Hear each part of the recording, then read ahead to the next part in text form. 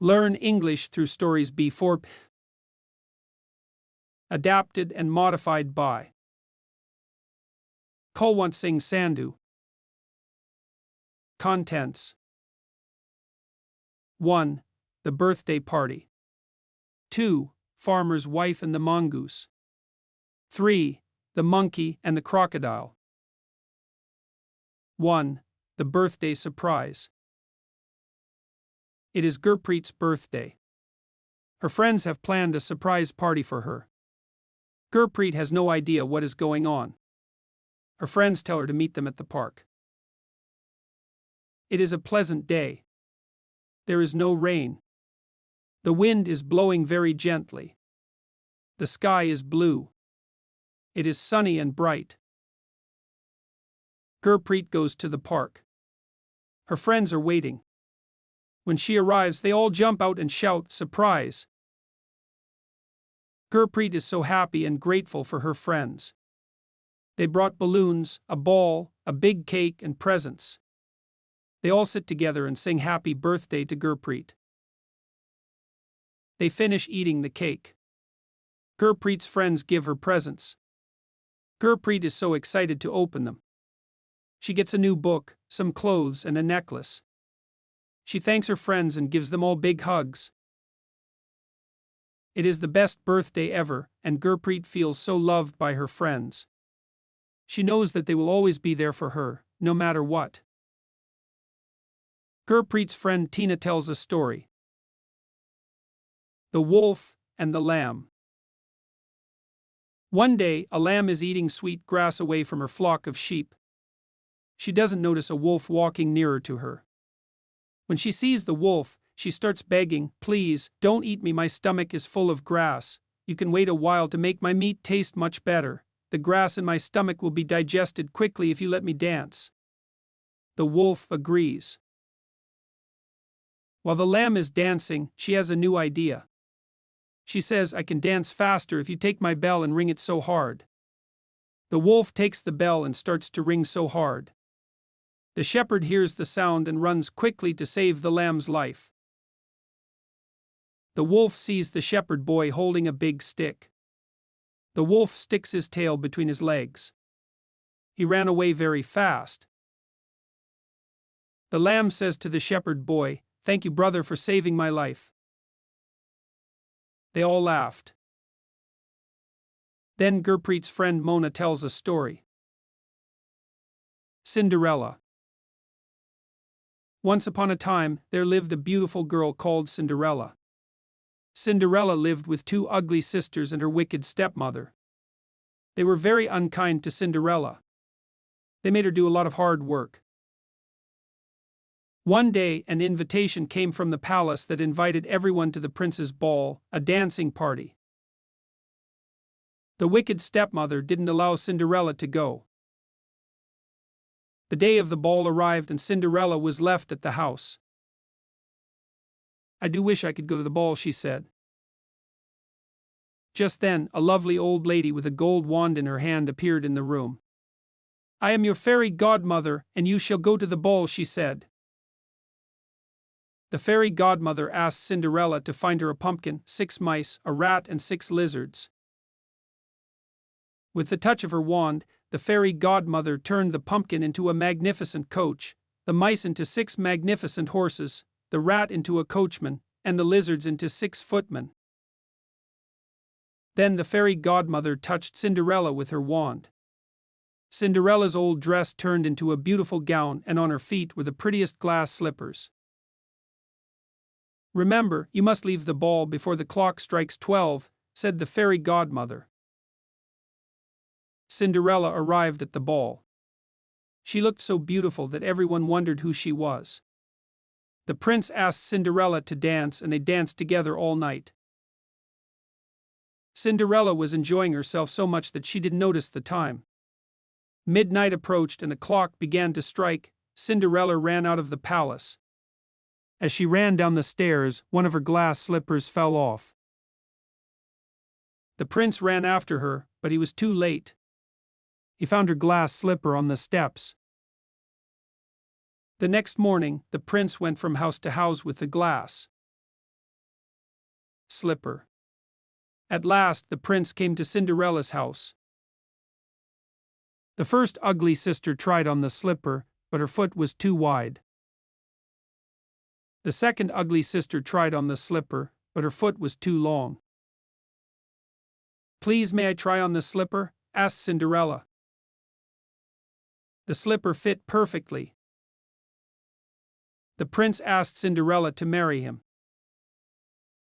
They both lived happily ever after. After this, Gurpreet's friends and she went home. 2. The Farmer's Wife and the Mongoose. What is a pet? A pet is an animal that is kept in the home as a companion and is treated kindly. People keep many types of pets. Mostly they keep dogs, cats, monkeys, and so on. But some people have reptiles as their pets. Once there lived a couple on a farm. A couple means a husband and a wife. His name was Gurjeet and her name was Nasibo. He was very busy at the farm and never went to the market. Nasibo loved going to the market and she went every day except Sundays. They had one son and his name was Papu. When Nasibo went to the market, there was no one to take care of Papu. So she decided to have a pet. She was not sure what sort of pet to have. She went to see a Bois Gamillo for advice.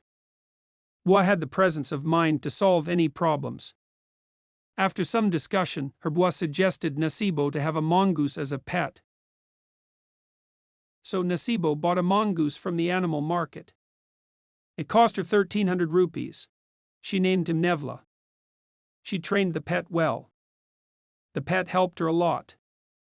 Nevla watched the house like a dog. He flew the parrots away when they were eating corn on the cob in the field. One day it was a sunny, warm day. As usual, Nasibo got ready to go to the market. She put on her pink sari and green blouse. She put her makeup on. She looked in the mirror. She looked as beautiful as any Indian actress. She looked almost like Hema Malini. She picked up her umbrella and her shopping bag. Before she left, she told Nevla to take good care of Papu. Nevla promised her to stay home all the time and look after Papu. Papu was only a year old. She went to the market. The market was very busy. It took her a long time to buy her things. She bought so many things: turmeric, cumin, cloves, cardamoms, and many other things.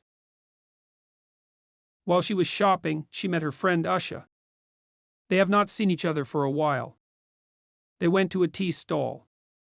They ordered some samosas and 2 cups of tea. They started chatting.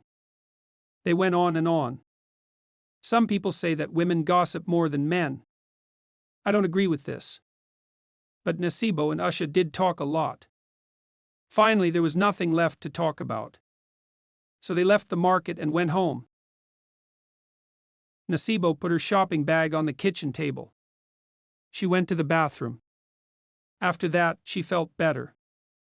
Before she went to Papu's room, she went to open the kitchen window. It was very hot in the kitchen. She looked through the window. Nevla was lying down in the garden. There was some blood on Nevla's mouth.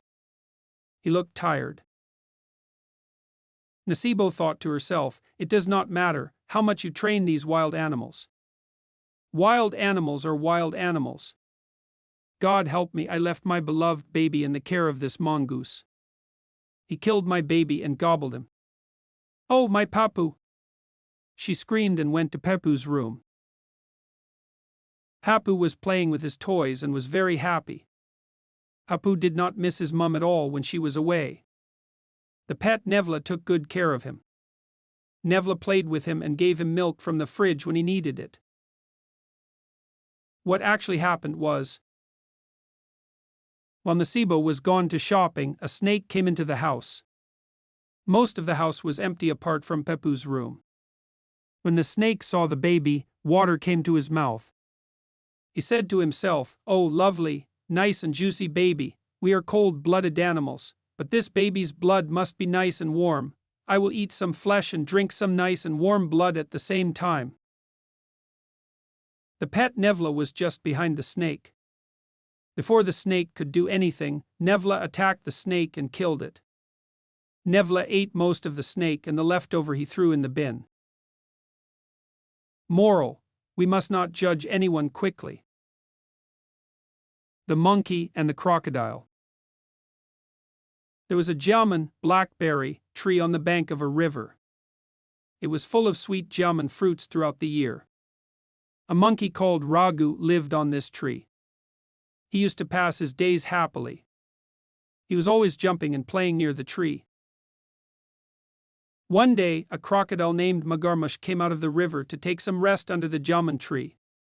When Raghu saw him from the tree, he said, "O crocodile, this tree is my home and you have come under this tree to take rest. This makes you my guest. Please accept some jamun fruits." Raghu plucked lots of fruits and threw them in the crocodile's mouth. Magarmush loved the sweet fruits and became friendly with Raghu. Magarmush left in the evening after thanking the generosity of the monkey. Magarmush started coming to the jamun tree every day and they became good friends. They would talk for a long time and enjoy eating the sweet jamun fruits together. One day, Magarmush said to Raghu that he wanted to take some of the jamun fruits for her wife to let her know of the sweetness of these fruits. So the monkey happily plucked more fruits for the crocodile to take home. Magarmush took those fruits and offered his wife to eat them and told the story of his friendship with the monkey who lives on the jamun tree. The crocodile's wife was overjoyed on eating those sweet fruits. She said, "Oh dear, these fruits are as sweet as nectar. If the monkey eats these fruits every day, I wonder, he would be even tastier. Please bring the monkey's heart for me." Magarmush was astonished upon hearing this. He said, "Oh dear, I cannot kill or deceive the monkey for his heart. He is my friend. It is unfair to think of such a thing." But his wife pleaded for the monkey's heart.